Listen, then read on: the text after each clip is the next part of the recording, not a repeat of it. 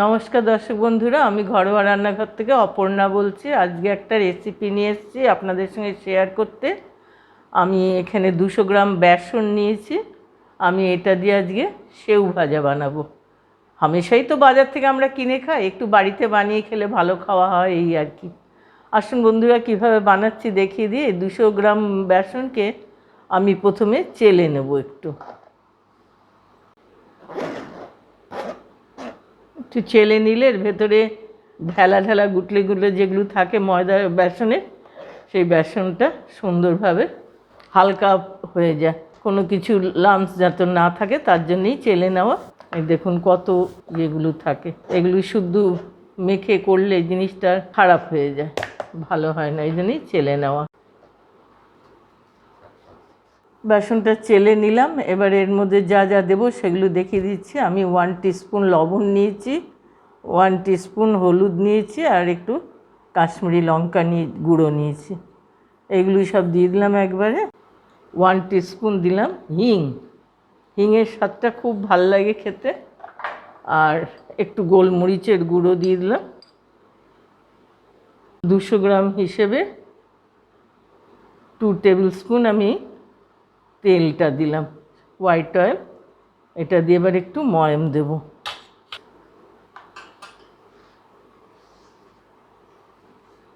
এবার জল দিয়ে মাখবো।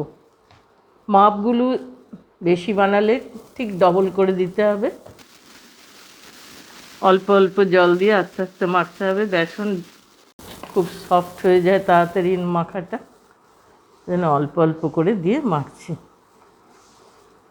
এইরকমভাবে বারবার অল্প অল্প জল দিয়ে মেখে নিয়েছি, না তো খুব বেশি নরম হয়ে যেত। দেখুন বন্ধুরা, এরকম। এবার এটাকে 5 মিনিট আমি রেস্টে রেখে দিয়ে বাকি জোগাড়গুলো করে নিই।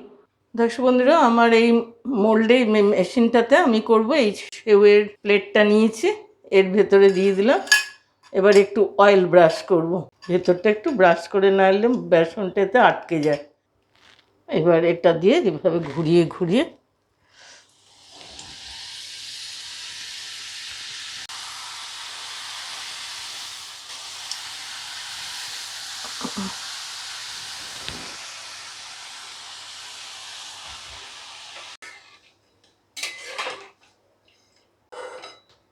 এই একটা হয়ে গেলে এরকমভাবে আমি ভেজে নামাবো। আমি এটা প্লেটের মধ্যে করে রেখেছি, সেটাও দিয়ে দিলাম। সবসময় কড়াইতে ডাইরেক্ট করতে গেলে না হাতে হিটটা লেগে যায়। একটা প্লেটে তেল মাখিয়ে নিয়ে ওর মধ্যে করে রাখলে এইভাবে খুন্তি দিয়ে তুলে নিলাম, যেমন দেখালাম, এইভাবেও করা যায়।